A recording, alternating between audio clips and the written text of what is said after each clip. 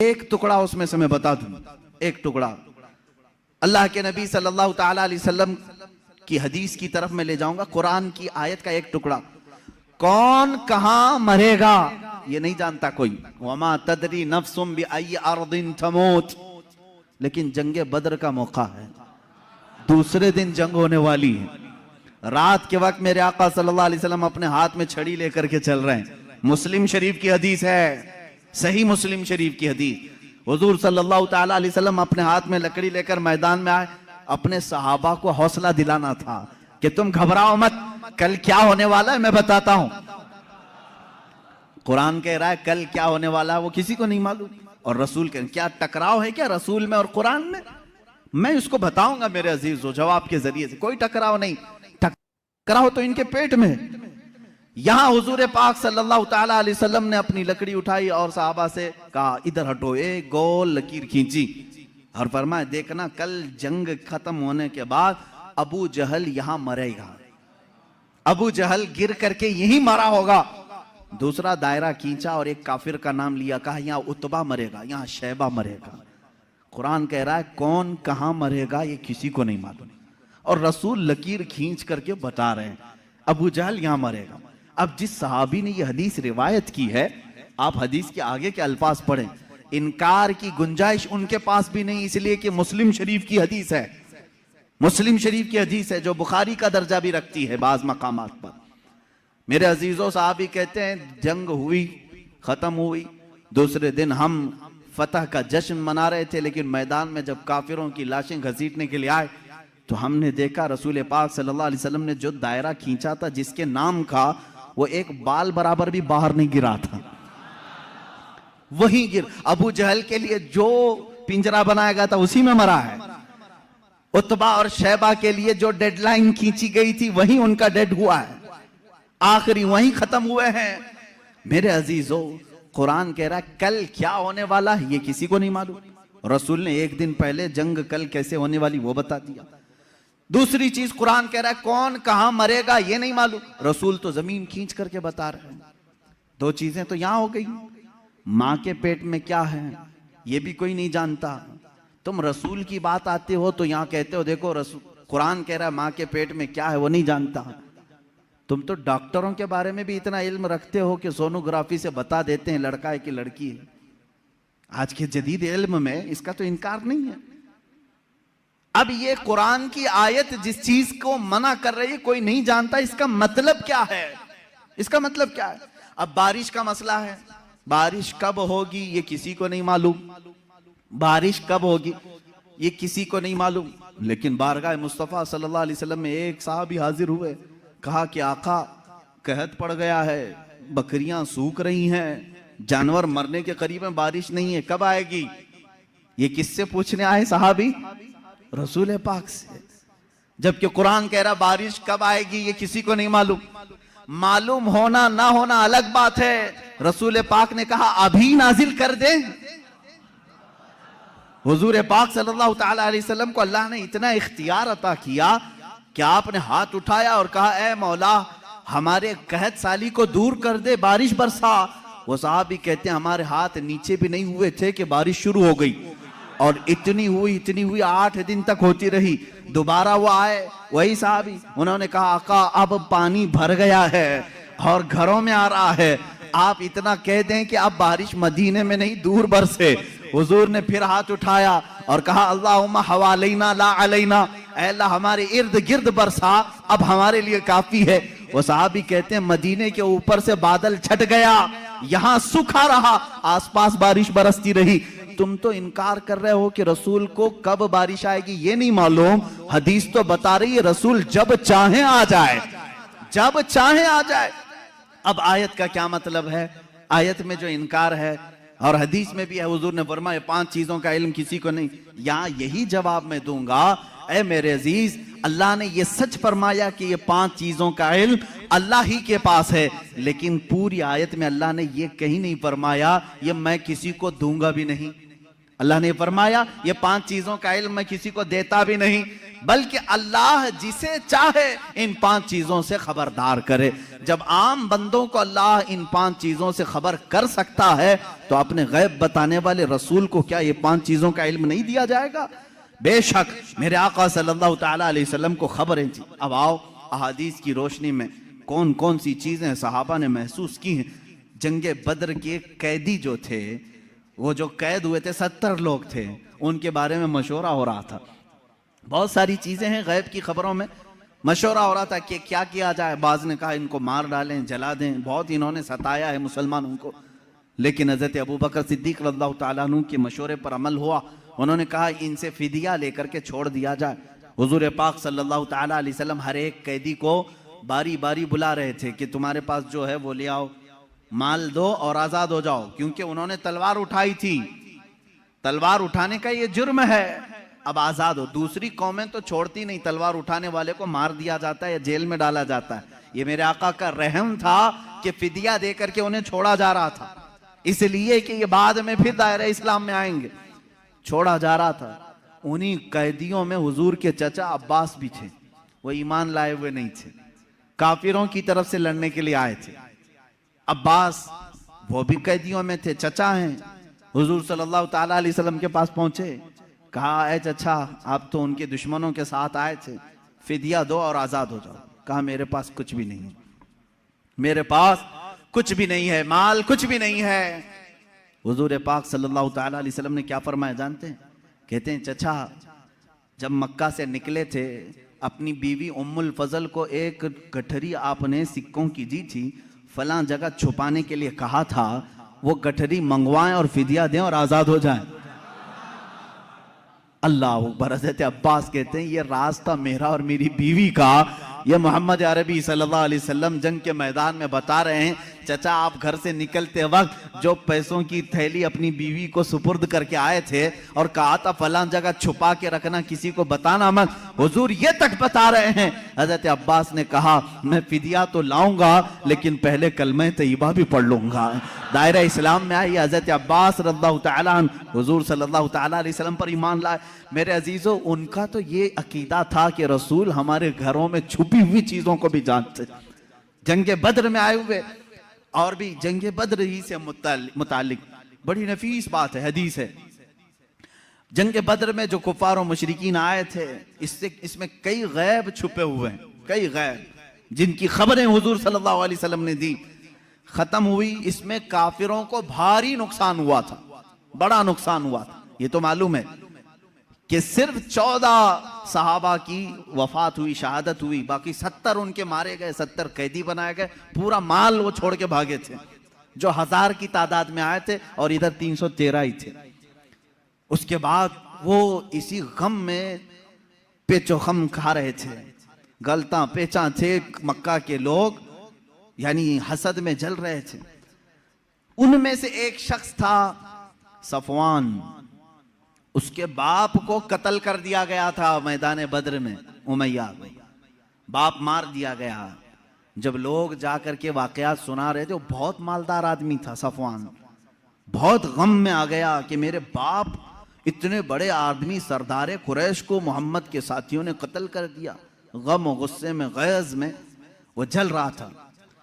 उसी की कैटेगरी का एक और शख्स उमैर बिन वहब, उमैर बिन वहब इनका बेटा कैदी बन करके हुजूर के पास गिरफ्तार हो चुका था। एक का बेटा कैदी बना है, एक का बाप मारा गया है। दोनों सेम कैटेगरी के हो गए, दोस्ती जल्दी होती है। ऐसे दोनों का जब मैटर सेम हो तो दिल की बातें शेयर होती रहती हैं। उमैर बिन वहब सफवान बिन उमैया के पास आए, हतीम काबा के अंदर, खाना काबा के हतीम के अंदर बैठे। उमैर बिन वहब ने कहा मेरे पास तो कुछ है नहीं, माल और दौलत, लोगों के कर्जे बड़े हुए हैं और हर कोई कर्जा मांगने आता है, ऐसे में मेरे बेटे को मोहम्मद ने कैद कर लिया है, क्या कहूं। सफवान ने देखा सेम मैटर मेरा भी है, मुझे भी बदला लेना है, इसका भी है, एक काम करते हैं। उसने ऑफर दिया, कहा ए उमैर तेरे सारे कर्जे चुका दूंगा, प्लस इनाम दूंगा और मेरी तरफ से तलवार दूंगा, बस तू मोहम्मद का कत्ल करके आ, सल्लल्लाहु ताला अलैहि वसल्लम।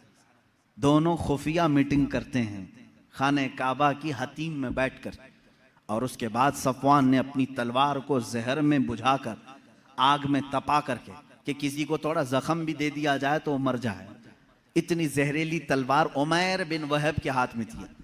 उमैर बिन वहब को शैतान कुरैश कहते थे कि सबको भड़काने वाला, जंगे बदर में लाने वाला उमैर बिन वहब ये जहरीली तलवार लेकर मदीने आए। मदीने जिस वक्त ये पहुंचा, यहाँ हालात कैसे थे? मस्जिद नबवी के अंदर वो कैदी बंधे हुए थे, हुजूर पाक सल्लल्लाहु तआला अलैहि वसल्लम अंदर हैं, हजरत उमर फारूक रज़ियल्लाहु तआला अन्हु चंद सहाबा के साथ पहरा दे रहे थे, और हजरत उमर जहाँ खड़े हों किसकी मजाल है कि अंदर जाए। जब वो करीब आया, अभी करीब आ रहा था उमैर बिन वहब, हजरत उमर बिल्कुल चौंक गए और उसके बाद अपने साथियों से कहा, खुजू हादल कल, पकड़ो इस कुत्ते को, ये आया क्यों है मदीना? ये बदर में दुश्मन बन करके आया था, ये अल्फाज है हदीस पाक में। कहा इस कुत्ते को पकड़ो जो पूरे लोगों को भड़का करके बदर में ले आया था, और झपट पड़े उस पर और उसके गले में रुमाल डाल करके उसको फंदा बना लिया। कहा क्यों आया है? कहा नहीं बस बेटे से मिलने आया था, बेटे से मिलने आया था, मेरा बेटा कैदी हुआ है तुम्हारे यहाँ, देखूं तो कुछ हाल चाल पूछ लो इसलिए आया हूं। तो हजरत उमर ने कहा इसको पकड़े रहो, पहले मैं इजाजत तो ले लूं रसूल पाक से। अंदर गए, कहा या रसूल अल्लाह सल्लल्लाहु तआला अलैहि वसल्लम, उमैर बिन वहब आया है, कुरैश का वो भड़काने वाला आदमी जो जंग बदर में सारे लोगों को उकसा रहा था, और मुझे लगता है उसकी नीयत सही नहीं है। कौन कह रहा है? उमर इब्न खत्ताब रज़ियल्लाहु तआला। हुजूर के जो मुहिब थे वो भी लोगों की नजरें देखकर पहचानते थे। कहते हैं मुझे उसकी नीयत सही नहीं लग रही है। हुजूर पाक सल्लल्लाहु अलैहि वसल्लम ने फरमाया उसको अंदर तो ले आओ, मैं भी पूछूं कि किस लिए आया है। हजरत उमर उसी तरह फंदा डाल करके अंदर ले आए। रसूल करीम सल्लल्लाहु तआला अलैहि वसल्लम ने बात करना चाहिए, उसकी हलक में अटक रहा था। हजरत उमर से कहा छोड़ दो उसको, बात करने दो। तलवार भी है उमैर बिन वहब के पास, जहरीली तलवार जो लटकी हुई है। रसूल करीम सल्लल्लाहु तआला अलैहि वसल्लम के ऊपर कभी किसी का रौब तारी नहीं हुआ, कभी हुजूर पाक के जिस्म अक़दस पर किसी का रौब तारी नहीं हुआ। निहायत ही संजीदगी के साथ अल्लाह के नबी सल्लल्लाहु तआला अलैहि वसल्लम ने पूछा, ए उमैर क्यों आना हुआ मदीने? उसने कहा बेटे की खैर खैरियत के लिए आया हूँ, मेरा बेटा कैदी बन करके आपके यहाँ आया है। हुजूर ने फरमाया नहीं, ये मकसद नहीं होगा तेरा, ये मकसद तो नहीं होगा, सच सच बता। कहा नहीं, बेटे की खबर लेने के लिए ही तो आया हूं। हुजूर ने फरमाया बेटे की खैरियत पूछने के लिए तलवार लेके क्यों आए हो? तलवार की क्या जरूरत है? उसने तलवार नीचे फेंक दिया और कहा इन तलवारों का क्या? जंगे बदर में तो आपने देखा हमारे पास तलवारें थी, फिर भी हम कामयाब नहीं हुए, इन तलवारों का क्या लेना? वो बातें बना रहा था जैसे सामने वाले को यूं समझा हो कि नहीं जानता है। वो तलवार नीचे रख करके कह रहा है तलवार से क्या होना जाना है, कुछ तो नहीं होगा। हुजूर पाक सल्लल्लाहु तआला अलैहि वसल्लम जलाल में कहा उमैर बिन वहब चुप हो जाओ, वो बात बताओ जो मक्का के हतीम में बैठकर सफवान के साथ तुम करके आए हो। हतीम काबा के अंदर बैठ करके तुमने जो सफवान के साथ डीलिंग की है, मुआहिदा किया, वो बात बताओ। ये रसूल पाक सल्लल्लाहु अलैहि वसल्लम ने जैसी कहा, उमैर बिन वहब कहता है मेरे बदन में राशा तारी हो गया, कपकपी तारी हो गई, इसलिए कि ये बात मेरे और सफवान के दरमियान राज थी। मक्का में तीसरा कोई नहीं जानता था, मदीने में बैठा हुआ ताजदार मदीना मेरी खबर दे रहा है। उमैर बिन वहब ने कहा अशहदु अन्नका मुहम्मदन रसूलुल्लाह, मैं गवाही देता हूं कि आप अल्लाह के सच्चे रसूल हैं। तलवार छोड़ दी, ईमान ले आए। हजरत उमर ने गले से गले लगा लिया और उसके बाद बाहर आकर के कहते हैं सहाबा से, ऐ लोगों पहले मुझे ये शख्स खिंजीर से ज्यादा नापसंद था, लेकिन ईमान लाया है, अब मुझे मेरे अजीज बेटे से ज्यादा महबूब है। ये ईमान की अलामत भी है। अल्लाह के नबी सल्लल्लाहु तआला अलैहि वसल्लम ने वो खबर दी जो हतीम काबा में बैठ करके वो राजो नियाज से बातें कर रहे थे। इसलिए मेरे अजीजों, जब आप अपने घर में तन्हाई में बैठ करके याद करें, इस यकीन के साथ याद करो कि मेरा नबी सुन रहा है, मेरे आका को इसकी खबर है। अब रही बात, वो जिंदगी में जानते थे, बादे वफात भी जानते हैं। ये भी दलील हमारे पास। पहले हम जिंदगी ही की बात कर लें, जाहिरी जिंदगी की। अल्लाह के नबी सल्लल्लाहु तआला अलैहि वसल्लम के साथ एक बार नहीं कई मरतबा ये मामला आता है। जंगे मौता यह जॉर्डन की सरजमीन पर है, उर्दुन, जिसको अरबी में उर्दुन कहते हैं, इंग्लिश में जॉर्डन। जंगे मौता ये बड़ी खतरनाक जंग हुई है सहाबा के साथ। उसमें रसूल करीम सल्लल्लाहु तआला अलैहि वसल्लम शरीक नहीं थे, मदीने तैयबा में थे चंद सहाबा के साथ। इसमें सहाबा गए, हजरत जाफर तैयार रज़ियल्लाहु तआला सिपह सालार बन करके गए थे। हजरत जाफर तैयार हुजूर सल्लल्लाहु तआला अलैहि वसल्लम के चचेरे भाई हैं, हजरत मौला अली करमल्लाहु वजहुल करीम के सगे भाई हैं जाफर बिन अबी तालिब। ये सिपह सालार बन करके गए, वहां पर बाजिंतीनी लोगों से सख्त तरीन मुकाबला था। मदीने में मेरे आका सल्लल्लाहु तआला अलैहि वसल्लम बैठे हुए हैं, जंगे मौता हो रही है। आज आप जाकर के कैलकुलेट करके देख लेना मदीने से जॉर्डन का फासला कितना है, काफी ज्यादा होगा। वो एक अलग कंट्री है, आज ये सऊदी अरब अलग कंट्री है। दोपहर का वक्त है, अल्लाह के नबी सल्लल्लाहु तआला अलैहि वसल्लम मस्जिद में बैठे हैं, सहाबा सामने हैं। हुजूर अकरम सल्लल्लाहु तआला अलैहि वसल्लम अचानक आपकी आंखों में आंसू का कतरा है। आपने फरमाया जंगे मौता में जाफर तैयार के हाथ में अलम था, लेकिन वो शहीद कर दिए गए, शहीद कर दिए गए। फिर फरमाया अब अलम अब्दुल्ला बिन रवाहा के हाथ में है। हुजूर सल्लल्लाहु तआला अलैहि वसल्लम यहाँ सहाबा को बता रहे हैं। थोड़ी देर के बाद हुजूर ने फरमाया अब्दुल्ला भी शहीद कर दिए गए। एक और सहाबी का नाम लिया।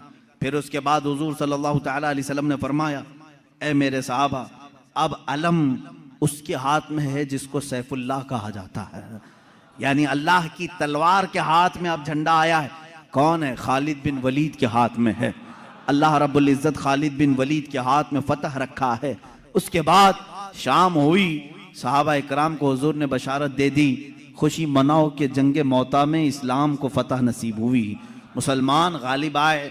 ये जंग खत्म होने के तकरीबन 1 महीने के बाद सहाबा वापस आए, और जब जंग की फतह की खबर मदीने में फैलती थी तो लोग खुशियों से इस्तकबाल के लिए बाहर जाते थे, लेकिन यहाँ मदीने में पहले से खुशियाँ हो चुकी थी। 1 महीने के बाद वो सहाबा आए और वह आकर के हालात बयान करना चाह रहे थे। सहाबा ने कहा रुको रुको, हम खुद बताते हैं जंगे मौता में क्या क्या हो रहा था। वो कहते हैं क्या पहले झंडा जाफर अबी तालिब के पास नहीं था? कहा हाँ था। वो शहीद हो गए, उनके बाद अब्दुल्ला के पास था? कहा हाँ था। कहा उनके बाद जैद बिन हारसा के पास था? कहा हाँ उनके पास था। फिर झंडा खालिद बिन वलीद के हाथ में आया और फतह हो गई। वो सहाबा कहते हैं हम लड़ने के लिए गए थे, तुम मदीने में बैठे थे, खबरें तुम दे रहे हो। उन सहाबा ने कहा हाँ बात हमारे इल्म गैब की नहीं, रसूलुल्लाह के इल्म गैब की है। जिस वक्त तुम जंग के मैदान में थे, अल्लाह के नबी पूरे मौता जंग का नक्शा हमें मदीने में बता रहे थे। अजीजा ने गिरामी वक़ार, इसी को इमाम अहले सुन्नत फाजिल बरेलवी ने फरमाया है, सरे अर्श पर है तेरी गुजर, दिल फर्श पर है तेरी नजर, मलकूत मुल्क में नहीं कोई शय, वो जो तुझ पे आया नहीं। या रसूल अल्लाह और कोई गैब क्या तुमसे नेहा हो भला, जब ना खुदा ही छुपा तुम पे करोड़ों दुरूद। अजीजा ने गिरामी वक़ार, बेशुमार वाक़यात में सहाबा कहते हैं हमें मालूम था, अल्लाह के नबी सल्लल्लाहु तआला अलैहि वसल्लम को इसकी खबर थी। अब अपने बाद होने वाले हालात को जो हुजूर ने बयान किए वो खुद एक अलग टॉपिक है, क़यामत की निशानियां। रसूल करीम सल्लल्लाहु तआला अलैहि वसल्लम ने क्या क्या नहीं बयान किया। एक सहाबी हजरत हुज़ैफा बिन यमान रदियल्लाहु ताला, ये एक ऐसे सहाबी हैं, ये इनकी खुसूसियत ये थी, हजरत उमर फारूक इनको देखते रहते थे। क्यों जानते हैं? ये राज हुजूर सल्लल्लाहु तआला अलैहि वसल्लम के कुछ राजों से ये वाकिफ थे। हजरत हुज़ैफा, हजरत उमर जो है जब भी किसी का जनाजा होता तो सबसे पहले सफों में हजरत हुज़ैफा को देखते थे। अगर हजरत हुज़ैफा नमाज में हैं तो हजरत उमर नमाज पढ़ते थे, अगर हजरत हुज़ैफा नहीं होते तो हजरत उमर भी नमाज नहीं पढ़ते। क्यों? क्या बात है? क्या चीज ऐसी थी? आपसे पूछा गया अमीरुल मोमिनीन क्या बात है, क्यों आप हुज़ैफा को तलाश करते हैं और जब हुज़ैफा जमात में हो तो आप नमाज पढ़ते हैं जनाजे की, वो ना हो तो नमाज जनाजा नहीं पढ़ते? बात यह है मेरे अजीजों, हजरत हुज़ैफा कहते हैं रसूल करीम सल्लल्लाहु तआला अलैहि वसल्लम ने उनको क़यामत तक आने वाले मुनाफिकीन का नाम के साथ बताया था। फलां बिन फलां मुनाफिक है, फलां बिन फलां मुनाफिक है, फलां बिन फलां मुनाफिक है। हजरत हुज़ैफा कहते हैं मैंने सब नाम याद रखे।